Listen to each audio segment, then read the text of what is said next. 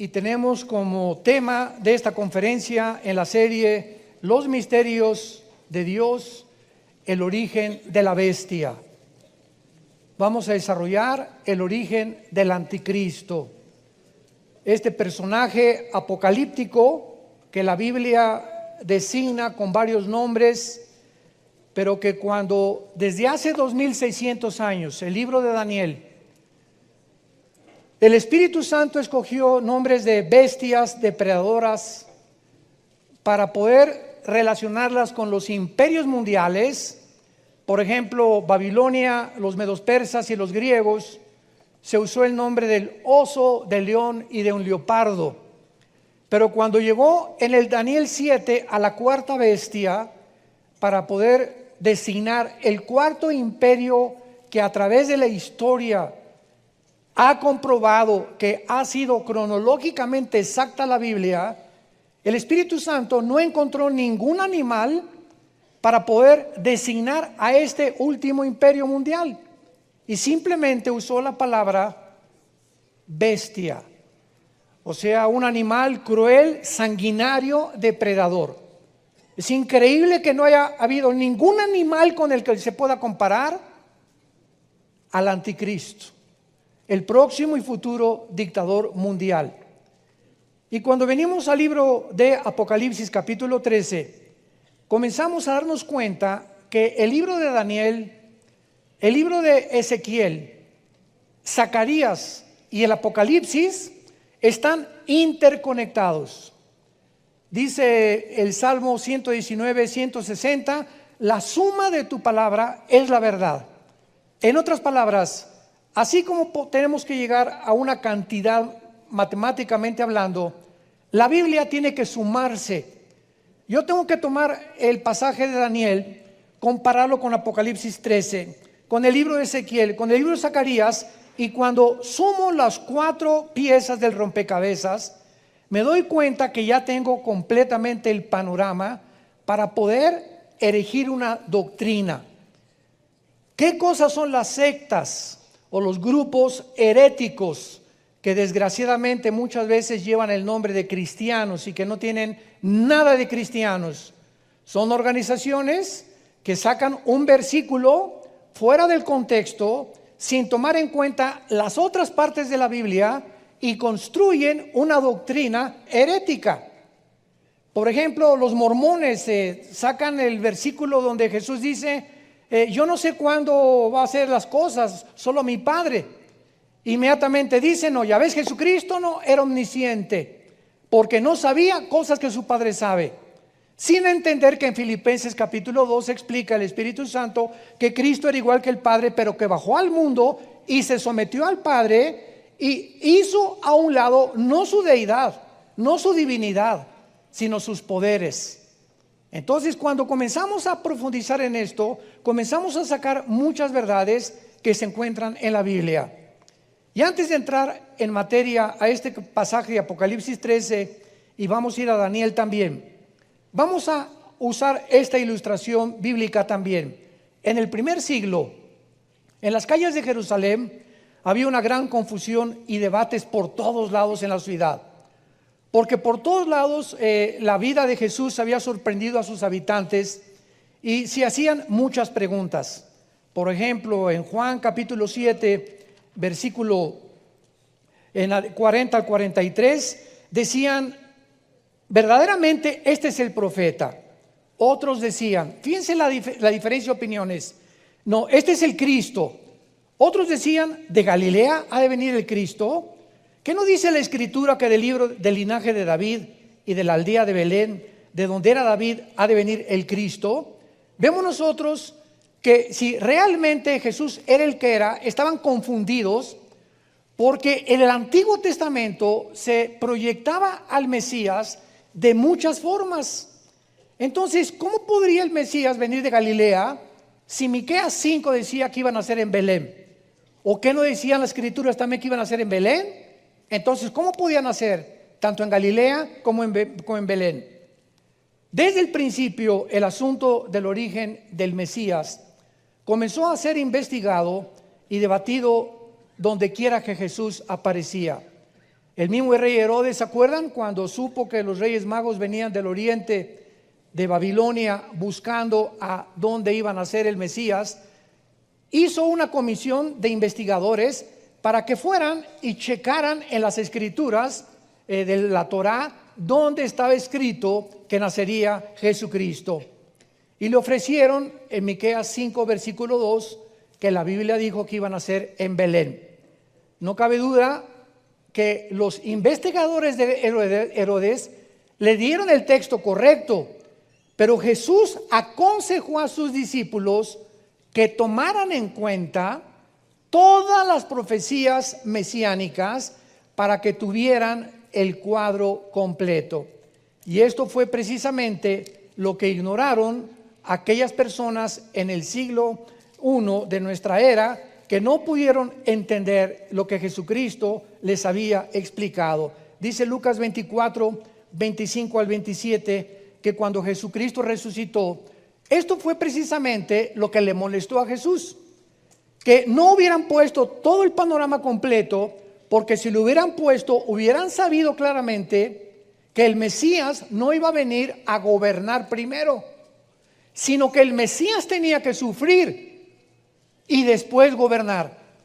Y cuando los judíos vieron que Cristo en Jerusalén entra en un burrito y se pone a llorar en la ciudad, se decepcionaron. Judas comenzó, ya tenía asegurada la Secretaría de Hacienda, Judas, segurísimo, y cuando oye, ¿verdad?, que Jesucristo no era el que realmente estaban esperando, porque no pusieron todas las profecías completas, comenzaron a decepcionarse, porque esperaban que el Mesías vendría a liberarlos del yugo romano. Y entonces Cristo resucita, y aún después de la resurrección vemos a los dos discípulos en el camino de Emaús discutiendo y debatiendo si realmente Él era el Cristo o no era el Cristo. Y dice Lucas 24, 25, Jesús les dice: insensatos. O sea, están completamente sacados del camino, están confundidos, tardos de corazón para creer todo lo que los profetas han dicho. No es necesario que el Cristo pareciera estas cosas y que entrara en su gloria. O sea, ¿qué no se fijaron que yo tenía primero que sufrir? Y en el versículo 44 les dice: estas son las palabras que les hablé, estando aún con vosotros, que era necesario que se cumpliese todo lo que está escrito en la ley de Moisés, en los profetas y en los salmos. Y cuando entramos a abordar el tema del anticristo, nos encontramos con el mismo problema. Durante algún tiempo me enseñaron, cuando estuve estudiando la teología de la escatología bíblica, que el anticristo tenía que ser judío, porque en Génesis 49 dice la profecía que Jacob mencionó a sus hijos, que vendría de una de las tribus de Israel, y que de esa tribu de Israel, de donde el anticristo iba a venir, ahí decía que iba a ser gobernante de Israel y que iba a oprimir a Israel. Después, otra profecía del anticristo, Daniel 11, 35 y 36. No, pues que el anticristo del amor de sus padres no va a hacer caso, y decían, pues es que entonces el anticristo era hijo o descendiente de Abraham, Isaac y de Jacob. Y después que el anticristo no va a hacer caso de las mujeres, por lo cual que el anticristo va a ser un homosexual. Entonces, cuando tenemos este grupo de profecías, sin tomar en cuenta la otra forma y el otro grupo de profecías que vamos a ver en la Biblia, comenzamos a entender, mientras más cerca estamos de la segunda venida de Jesucristo, más claridad vamos a tener en las profecías bíblicas. Porque en Daniel 12 dice la Biblia que los entendidos entenderán todas las cosas. Veamos, bueno, que de Cristo se profetizó que nacería en Belén, que nacería de una virgen, que vendría del linaje de David, que llegaría a Jerusalén montado en un burrito, que sería vendido por 30 monedas de plata, que resucitaría al tercer día. Todas estas profecías, si se hubieran unido, pudo haberse resuelto la identidad del futuro Mesías, como vamos a tratar de resolver la identidad del anticristo en esta conferencia. Si hubieran puesto las profecías de Cristo, hubieran sabido que sería profeta, pero que también sería Mesías, que sería siervo, pero también rey, que sufriría, pero también vendría a la gloria, que moriría, pero volvería a resucitar, que sería el Hijo del Hombre, pero también el Hijo de Dios, que sus raíces estarían en Belén, pero también en Galilea y en Judá. Entonces, cuando solamente tomamos una parte, para que me vayan siguiendo, nos damos cuenta la necesidad de escudriñar las Escrituras.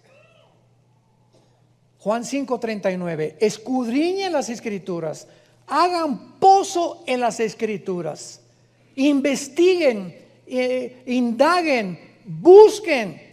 La Biblia no es un libro superficial, es un libro que contiene piedras preciosas, tesoros escondidos que Dios quiere ahorita en la época que vivimos desenterrarlos para que podamos ver la grandeza de sus pensamientos y podamos vivir con una seguridad y una esperanza absoluta de que este libro es maravillosamente inspirado por Dios.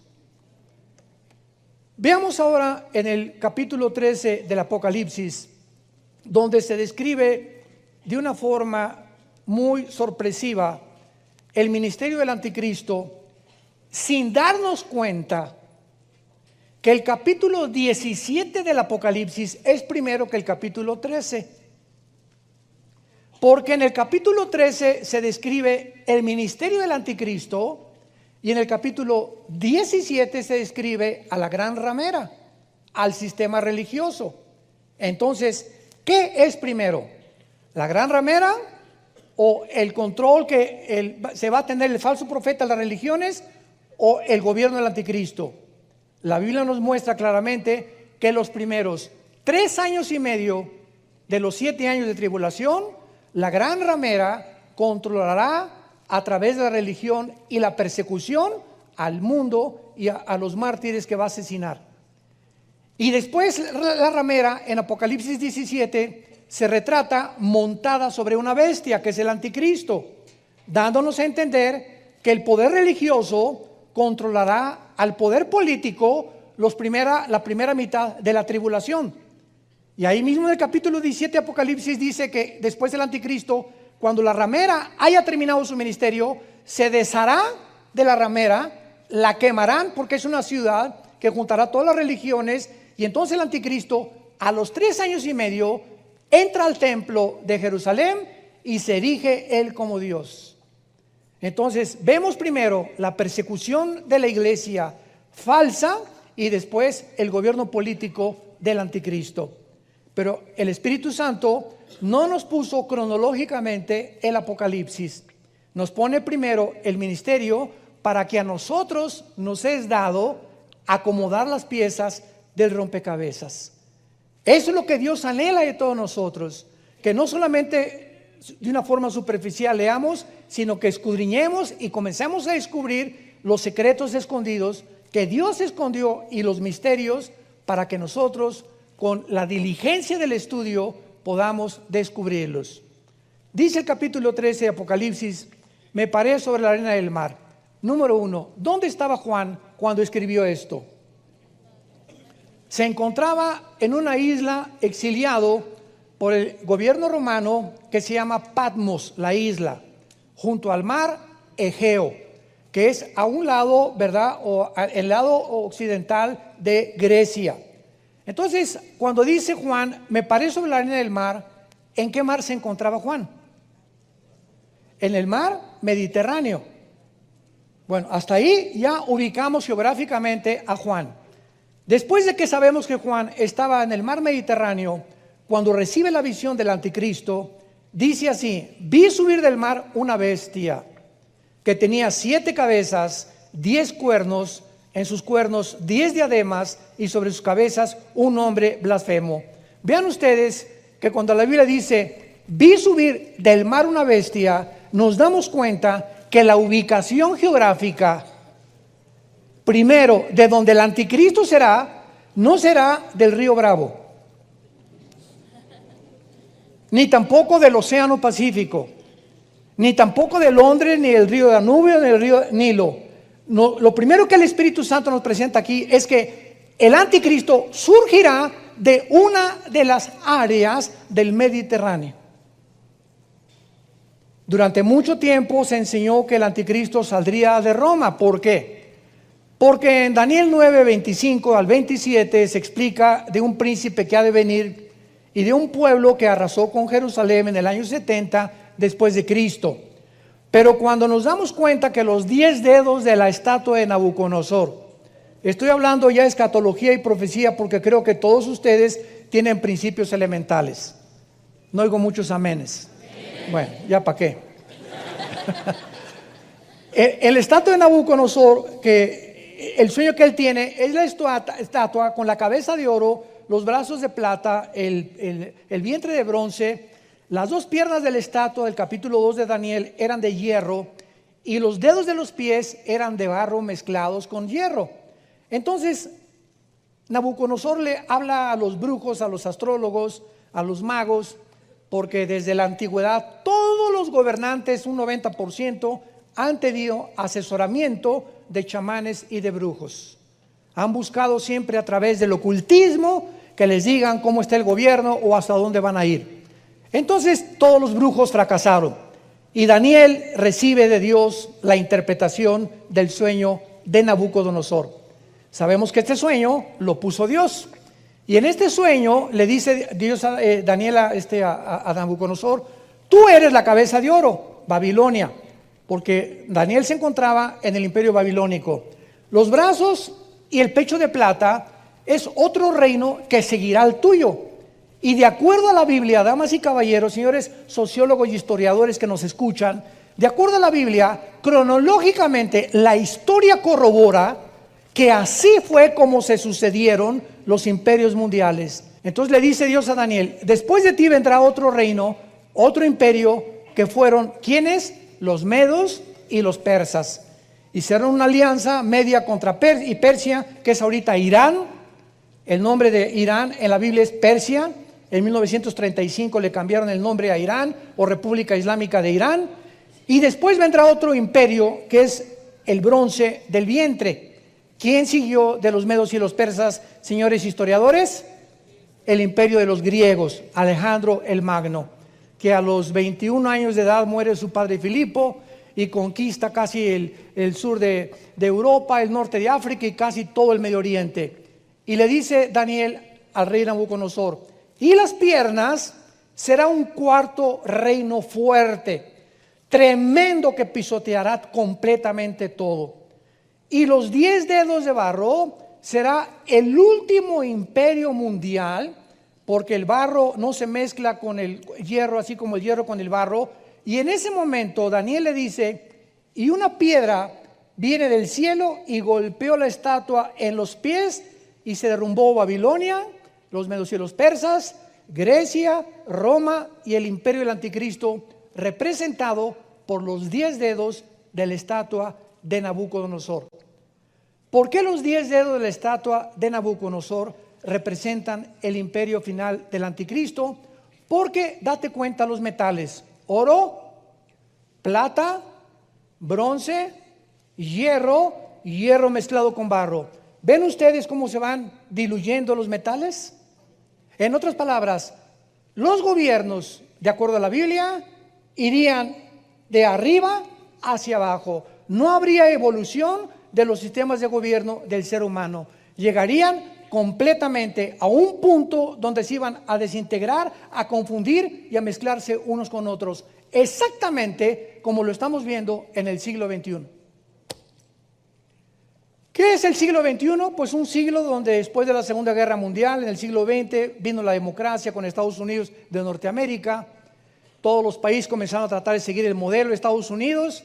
Después el comunismo cae, 1989-90, el muro de Berlín que separaba la Alemania occidental de la oriental es derribado, y después de que acaba el comunismo, cuando Gorbachev demuestra que es un fracaso como ideología, no sirvió para nada el comunismo, fueron millones de muertes bajo este régimen. Entramos al siglo XXI, vuelve Putin a resurgir ya no el comunismo. China comunista tampoco es comunista, es comunismo capitalista. Vean la mezcla. Igual que Rusia, ¿verdad? Putin tiene más ética y más moral que los gobernantes de Occidente. Putin acaba de proclamar: en Rusia no vamos a permitir jamás el transgénero, ni que ninguna escuela le enseñe a un niño que no es un niño ni que es una niña. Increíble que este presidente, que se dice que es comunista, tenga más ética y más altas las normas de moral que los occidentales. Entonces vemos nosotros la mezcla donde el comunismo, pues ya no es comunismo, porque ahora los comunistas se confiesan y también creen muchos en Dios. Cuando el comunismo, las bases del comunismo que Marx y de Engels, que llevó a cabo Lenin, en 1917 con la revolución bolchevique, las bases del comunismo, escúchame esto: tú, para que fueras comunista, porque yo fui comunista y milité en el Partido Comunista antes de ser cristiano, entonces conozco perfectamente bien la dialéctica materialista y el socialismo comunista, que es una mezcla y es un barniz nada más. Para ser comunista, número uno, no podías creer en Dios, porque la base del comunismo es el ateísmo. Número dos, tenías que ser humanista, no humanitario, humanista. ¿Qué es el humanismo? El creer que el hombre tiene la resolución para los problemas del mundo. Dios no los tiene, los tenemos nosotros. Número tres, tenías que creer que venimos de Chita, que crees en la evolución. Entonces es un gobierno ateo, humanista, de una forma clara evolucionista y finalmente relativista, donde la verdad no existe más que en el gobierno. Y el gobierno tiene que controlar completamente las masas tarde o temprano a través de la expropiación de las propiedades, donde la libertad ya no es libertad. Entonces esto ya no existe, porque ahora nos damos cuenta que ya fracasaron. Ahora se mezcla comunismo con socialismo, con capitalismo, como en China, como en Rusia, etcétera, etcétera.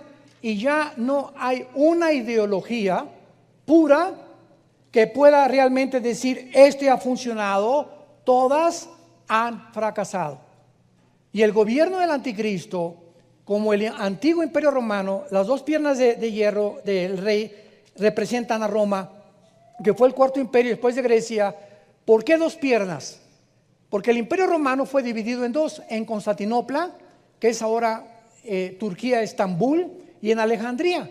Entonces el oriente y el occidente, ahí terminó el imperio romano. Se dividió entre el oriente y el occidente, y de ahí salen los 10 dedos de los pies. En otras palabras, el gobierno del anticristo vendrá, o será una resurrección del antiguo imperio romano. ¿Qué significa esto? Roma no solamente conquistó Europa, Roma conquistó el Medio Oriente también. Alejandro el Magno muere en Babilonia y los romanos casi se extienden un poco antes del imperio otomano turco del siglo XIX. Entonces, cuando hablamos nosotros de que el último gobierno del anticristo van a ser 5 naciones del occidente, de Europa, y 5 naciones del oriente, y se van a juntar 5 naciones de Europa con 5 naciones del Medio Oriente, porque el Medio Oriente formó parte del Imperio Romano. Y cuando oigamos un G10, que se ha unido 10 naciones, 5 del Medio Oriente y 5 de Occidente, de ahí saldrá el anticristo. Entonces, como se dedujo que Roma fue su capital, Roma, Italia, pues que el anticristo tenía que ser o italiano o romano. Pero se les olvidó a muchos teólogos que el imperio romano también estuvo formado del Medio Oriente.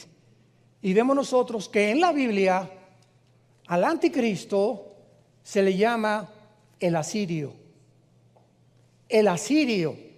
O sea, antes de 4 o 6, 7 siglos atrás, Asiria, en la Biblia, Asiria unía a Irak. O sea, no había divisiones ahorita entre Siria y Irak.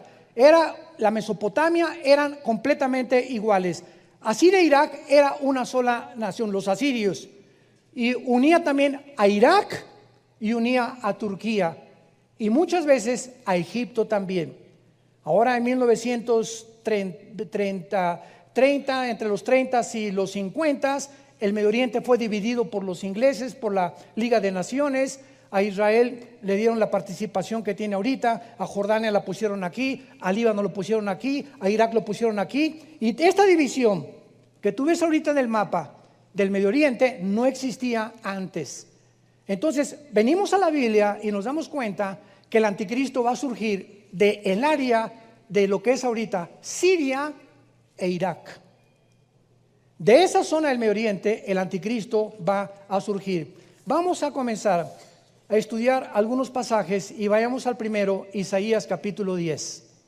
Todo esto tenemos que corroborarlo, comprobarlo con las Sagradas Escrituras. Isaías, vamos a ver más de 5 pasajes que nos hablan de lo mismo y que nos darán mucha luz acerca de por qué el anticristo surgirá de la zona del Medio Oriente, que es ahorita el foco caliente del mundo entero, Irak y Siria. Dice en Isaías capítulo 10, versículo 5, número 1: Oh Asiria, vemos un juicio de Dios en contra de esta nación. Vara y báculo de mi furor, en su mano he puesto mi ira. Le mandaré contra una nación pérfida, y sobre el pueblo de mi ira le enviaré, para que quite despojos, arrebate presa y lo ponga por hollado como lodo en las calles.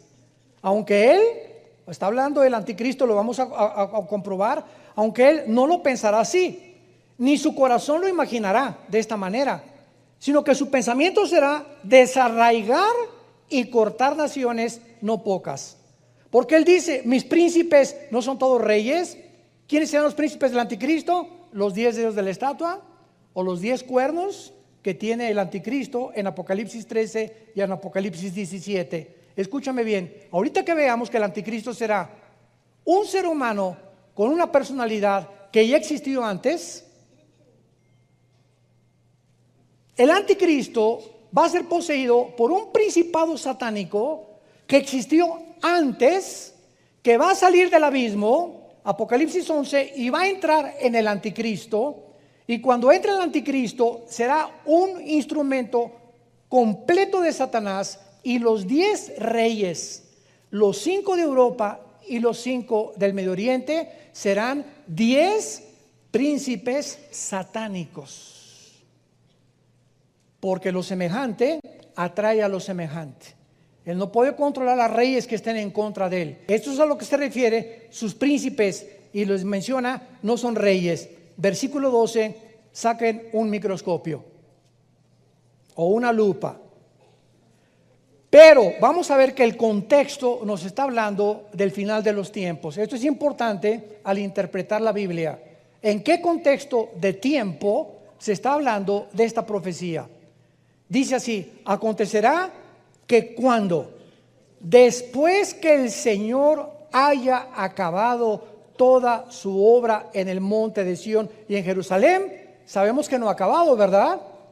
Imposible. ¿Cuándo acabará esto? En la segunda venida de Cristo. Cuando Dios haya acabado, entonces castigará el fruto de la soberbia del corazón del italiano, del inglés, del que salió de Tlalnepantla, del rey de Asiria, y la gloria de la altivez de sus ojos. Aquí se está emitiendo un juicio contra Siria, pero al mismo tiempo se entiende que Dios lo va a usar como un instrumento de su juicio.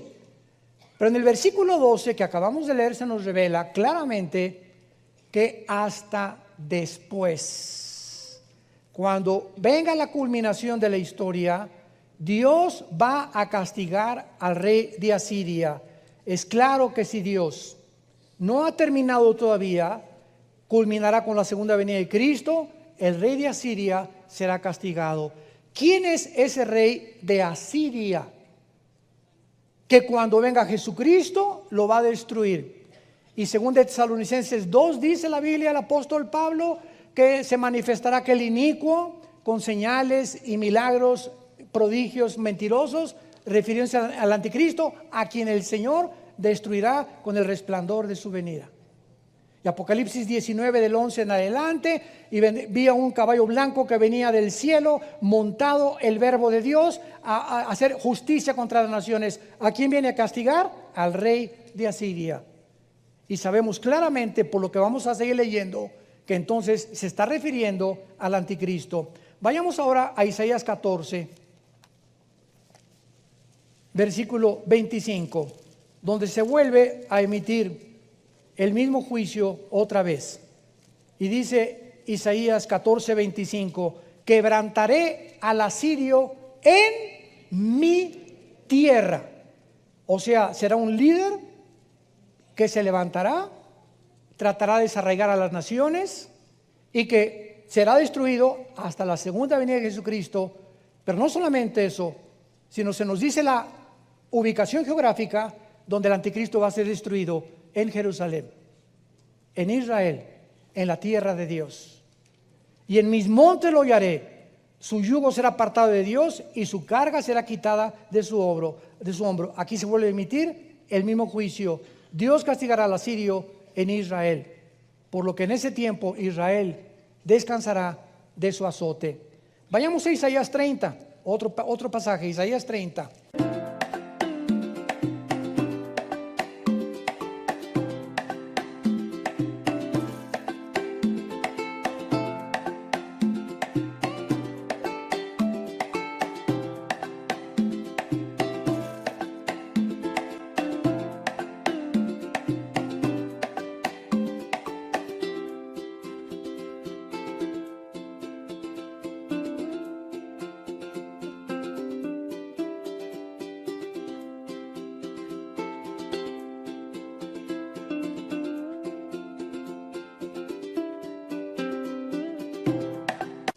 Versículo 31 al 33.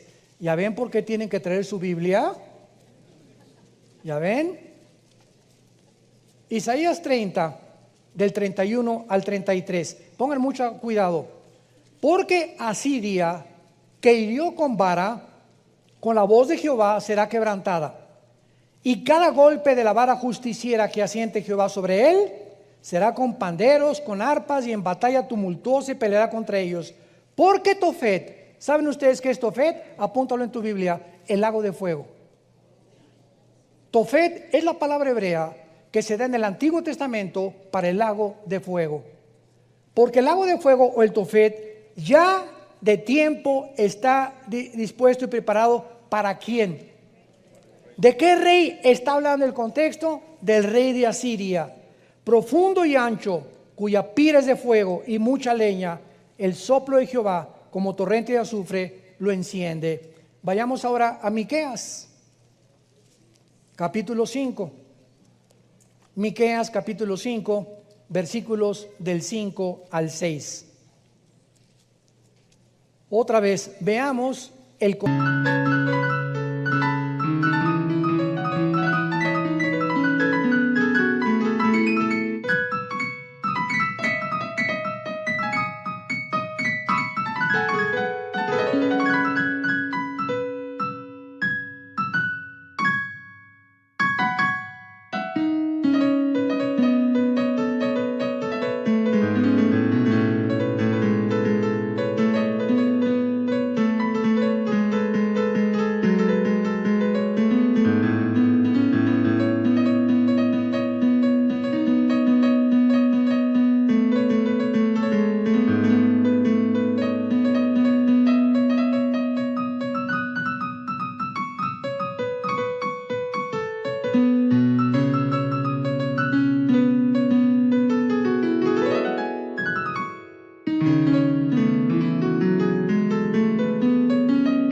contexto del pasaje. Miqueas 5, del 5 al 6. Y este será nuestra paz, nuestro shalom. Está hablando de Jesús. ¿Cuándo vendrá Jesús a hacer la paz de Israel? Cuando el asirio viniere a nuestra tierra, y cuando hollare nuestros palacios, entonces levantaremos contra él 7 pastores y 8 príncipes, y devastarán la tierra de Asiria a espada con espadas, la tierra de Nimrod, para que no quede duda de que aquí no es un lenguaje simbólico, ni tampoco es un lenguaje parabólico. Se menciona claramente que este rey de Asiria es el original de Nimrod. Génesis 10, del 11 en adelante, Nimrod fue el primer rebelde que se levantó contra Dios, y Nimrod fundó Babilonia, que es la segunda ciudad más mencionada en las Escrituras. Y Nimrod es el prototipo original del anticristo. La tierra de Nimrod, y nos librará del asirio cuando viniere con nuestra tierra y hollare nuestros confines. No cabe duda que la Biblia es clarísima cuando a la personalidad del anticristo se le designa como el asirio.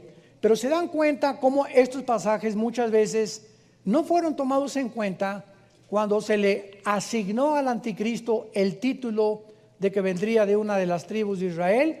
Ahora hay una forma maravillosa en la cual podemos compaginar las escrituras que dicen que posiblemente el anticristo surja de una tribu de Israel, pero al mismo tiempo que viene de Asiria. Fue lo mismo que con Cristo. La Biblia decía, de Belén surgirá, y también de Galilea. Y no podían decir cómo se podía compaginar. ¿Cómo podía ser rey y profeta? ¿Cómo podía ser siervo y podía ser rey? ¿Cómo puede llamarse el Hijo del Hombre y además el Hijo de Dios? Y entonces esto confundió las mentes de los teólogos del Antiguo Testamento. Pero vean ustedes, antes de pasar a darnos el final estocada, en el libro de Ezequiel capítulo 31 hay una revelación maravillosa, escondida detrás de las páginas que Dios quiere escondernos y que nos quiere revelar. En el capítulo 31 de Ezequiel se revela a una persona, versículo 3, que se le llama el asirio. Síganme con mucho cuidado. Se le llama el asirio. Ok. A través de todo este capítulo se nos muestra que este hombre llamado el asirio estuvo en el jardín del Edén. Versículo 8. Los cedros, todo el pasaje está hablando del asirio, no lo cubrieron en el huerto de Dios. ¿Qué relación hay así el huerto de Dios? Las hayas no fueron semejantes a sus ramas. En el huerto de Dios fue semejante a él en su hermosura. ¿De qué manera el Espíritu Santo está ubicando al asirio en el huerto de Dios? Cuando sabemos que en el huerto de Dios estuvo Satanás. Versículo 9. Lo hice hermoso con la multitud de sus ramas. Aquí se le compara a un árbol que estuvo en el huerto del Edén y que se llama el asirio. Y todos los árboles del Edén que estaban en el huerto de Dios tuvieron de la envidia. ¿Quiénes son estos árboles que el Espíritu Santo está usando para poder relacionarlos con los ángeles caídos que se encontraron en el huerto del Edén con Satanás? O sea, si vamos a Génesis capítulo 3, encontramos el árbol de la vida, el árbol de la ciencia del bien y del mal y los árboles frutales. Y encontramos a Satanás como una serpiente. Pero la palabra Hasheas, que se llama en el hebreo un ser luminoso, no era realmente como una serpiente. Esto es un simbolismo nada más.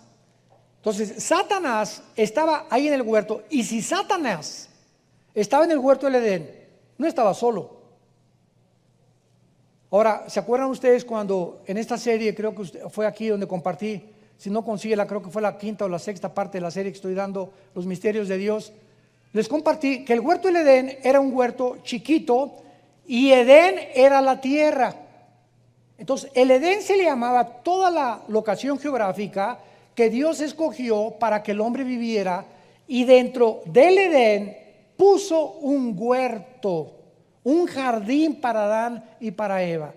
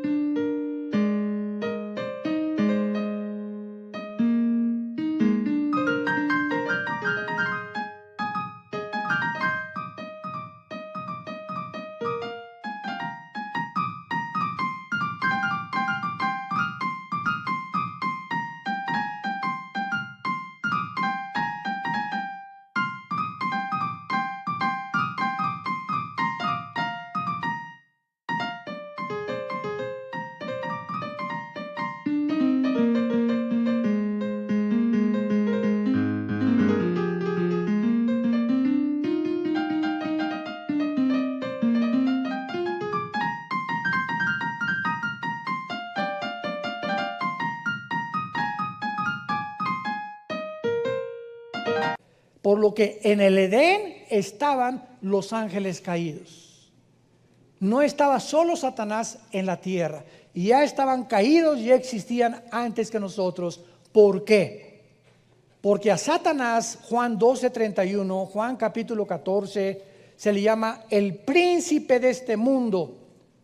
¿Cuándo fue relegado de rey a príncipe? En su caída.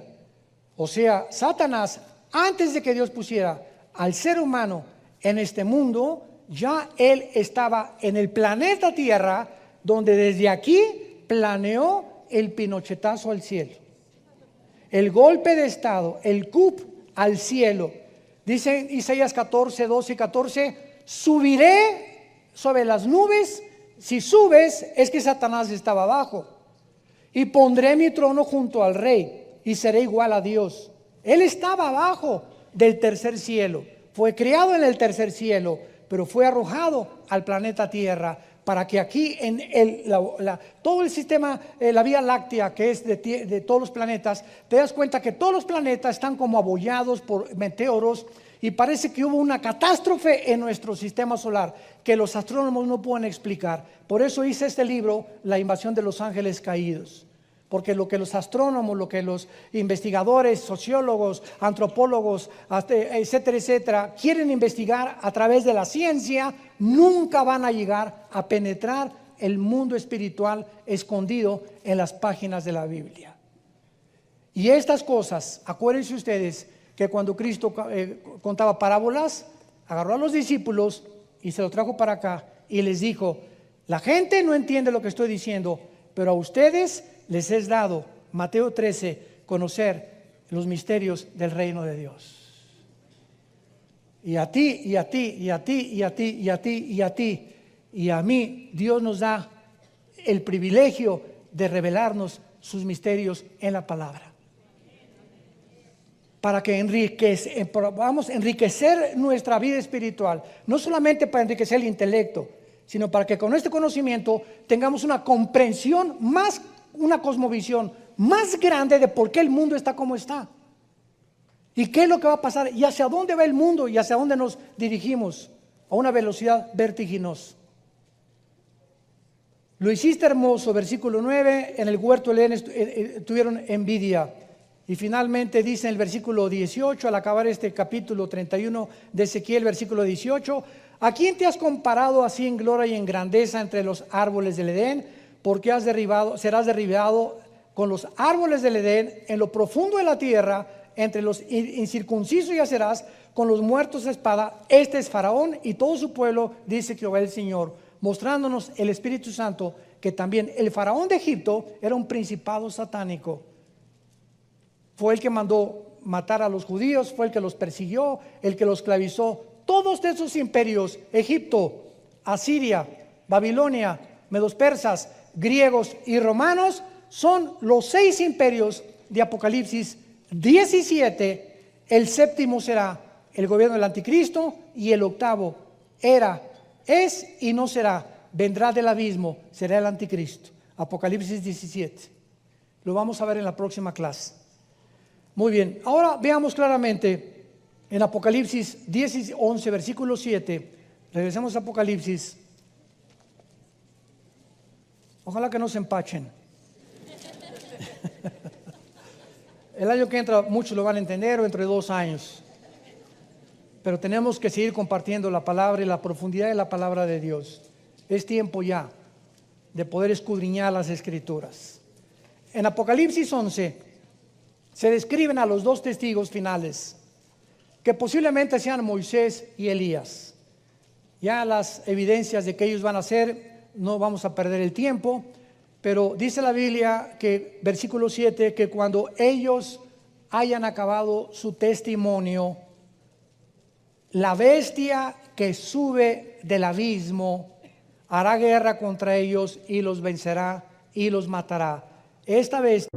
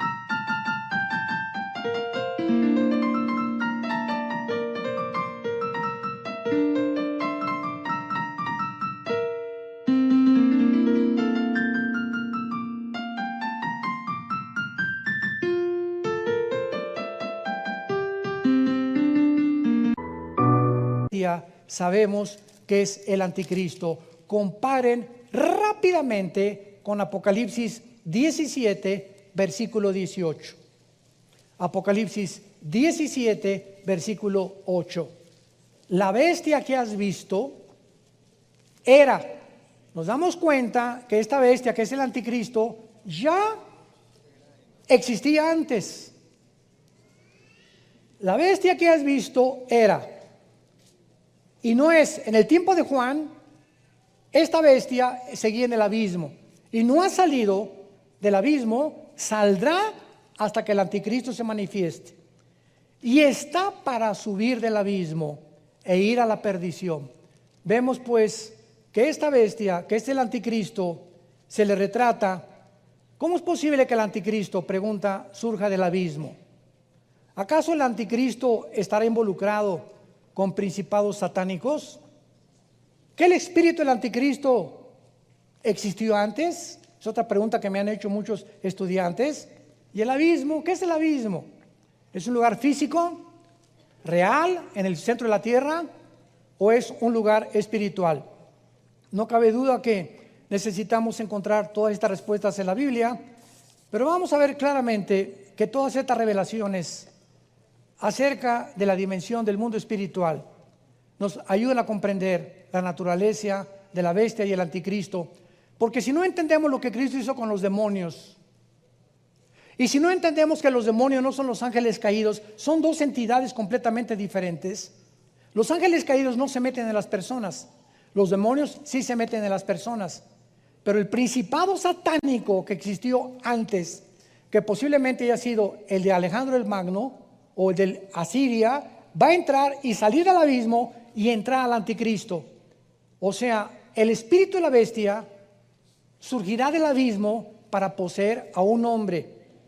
Y este hombre, poseído por una entidad espiritual surgirá como la bestia en su forma final.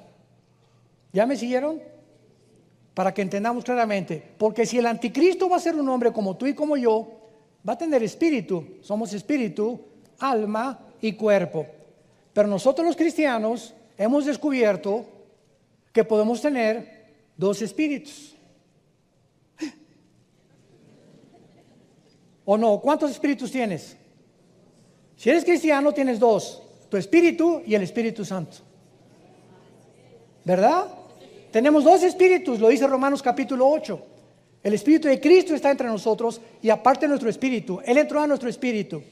Entonces nos damos cuenta que la dimensión espiritual, los espíritus pueden entrar a personas espirituales como tú y como yo y hacer una doble existencia o alterar la personalidad, que comienza la psicología por no entender que hay entidades espirituales que pueden poseer a los seres humanos.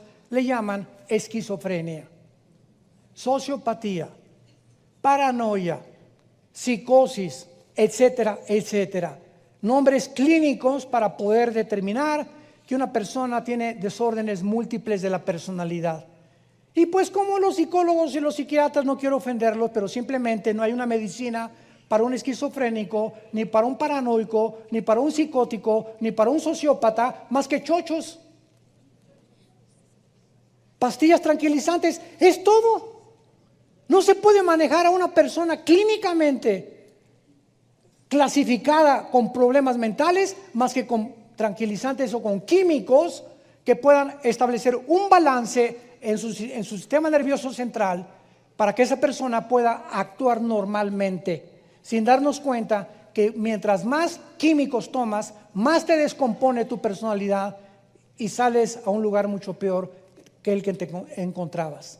Porque la ciencia no puede dar la solución a la sangre de Jesucristo, que es la que nos limpia de toda situación del pasado y del presente, si nos mantenemos una vida en santidad. Ahora es claro entonces que será un ser humano nacido de mujer, el anticristo, y también una espiritual entidad satánica. Y quiero ahora concluir para unir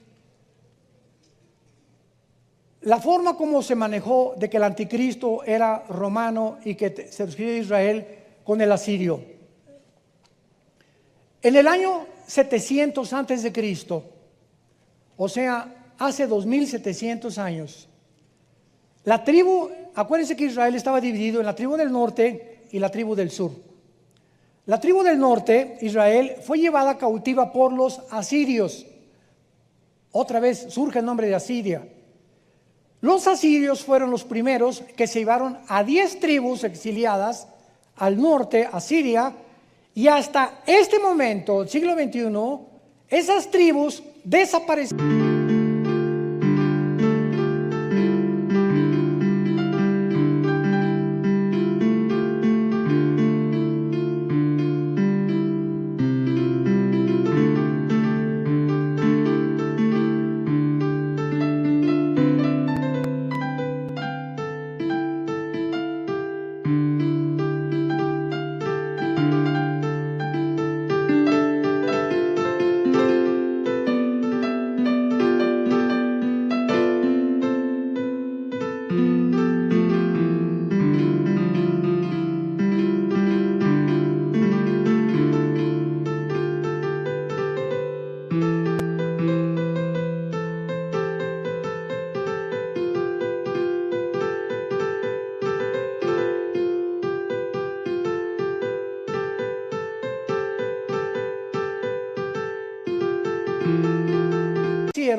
En la historia.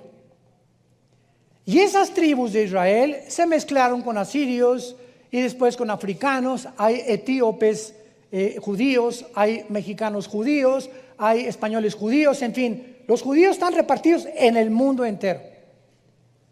Y cuando hablamos de que el anticristo será también asirio, pero también puede ser judío, no hay ninguna discrepancia, porque las mismas raíces, escúcheme con mucho cuidado, las mismas raíces de Hitler están descubriendo que era judío. Virgen del Socorro. Carlos Marx, judío, ateo. Sigmund Freud, judío, ateo. El hecho de que sean judíos no significa que sean mesiánicos o que crean en Dios. Hay ateísmo en el judaísmo también. Entonces vemos que el anticristo puede ser, si va a salir de Asiria y de esa región del Medio Oriente entre Irak, Siria, el Líbano, Egipto, etcétera, etcétera, esa persona puede ser alguien que se mezcló hace 2700 años y que traiga sangre judía y al mismo tiempo que surja de Asiria. Entonces puede ser un judío asirio. Qué fácil estuvo, ¿verdad? Un mexicano judío, un guatemalteco judío. ¿Cómo puede ser de Guatemala y ser judío? ¿Por qué guatemaltecos que son judíos? Ahorita sí, por ejemplo, un americano, yo conozco americanos que nacieron en Costa Rica, de misioneros americanos. ¿Qué son? ¿Ticos, o sea, costarricenses, o son gringos? Pues son de los dos, ¿verdad? Porque nacieron en Costa Rica, pero su origen es Estados Unidos de Norteamérica. Ni tampoco Estados Unidos de Norteamérica, porque no hay ningún original en Estados Unidos de Norteamérica. Todo Estados Unidos está poblado por inmigrantes. Los únicos gringos son los apaches, los Sioux, los cherokees, las tribus indígenas que entraron por el estrecho de Bering de Asia, porque descienden de Sem, todos los indígenas desde aquí hasta el Amazonas, todos descienden de Sem, del segundo hijo de Noé, y entraron y poblaron, y son los aztecas, tlaxcaltecas, los Sioux, en Guatemala, los mayas, todos ellos, chichimecas, etcétera, etcétera. Todo Sudamérica fue poblado por la tribu de los semitas, y todos los demás son inmigrantes en Estados Unidos. Y cuando comenzamos a tener todo este panorama, podemos armar ya un rompecabezas y entender, porque muchas veces nos confundimos en la Biblia, pareciendo que esta parte contradice esta parte. No hay contradicción. Hay que seguirle investigando, rascando, para descubrir realmente lo que Dios quiere darles a los diligentes, a los Josés, a los Danieles del siglo XXI. Te damos gracias, Señor, por tu palabra maravillosa, que es verdad. Gracias, Señor, por tu revelación que podemos nosotros discernir solo con tu Espíritu. Porque esta revelación, solo tu Espíritu, que escudriña lo más profundo de tus pensamientos, viviendo dentro de nosotros, nos ha abierto zonas de nuestro cerebro y de nuestra mente desconocidas, solamente para aquellos que siguen a Jesús. A ustedes les es dado conocer los misterios del reino de Dios. ¿A quiénes? Solamente a los que siguen a Jesús. No los que siguen a Jesús el domingo nada más. A los que lo siguen el lunes, el martes, el miércoles, el jueves y todos los días de la vida. Porque esto es lo que es el cristiano. Un hombre y una mujer que todos los días de su vida ha decidido tener la prioridad en su vida de seguir al Maestro, a Jesucristo, el Hijo de Dios, de la sangre sempiterna que nos lavó de nuestros pecados y nos hizo reyes y sacerdotes para Dios su Padre. Vengan a Cristo en esta mañana todos ustedes, los que nos ven también a través de la televisión o los que nos oyen audiblemente, y entrégale tu vida diciéndole estas palabras: Señor mío y Dios mío, te pido perdón por mis pecados. Reconozco que estoy en una vida de confusión. Cientos de pensamientos pululan en mi mente. Ahora sé que solo Jesucristo, tu Hijo, entrando a mi vida, va a poderme dar esa paz. Porque sin esa paz no podemos entender a Dios. Creo que en la cruz murió en mi lugar, con su sangre pagó por mis pecados, y que a los 3 días resucitó de los muertos. Gracias, Jesús, por tan grande salvación, y porque todo esto lo has hecho simplemente por tu gracia. En el nombre de Jesús. Amén.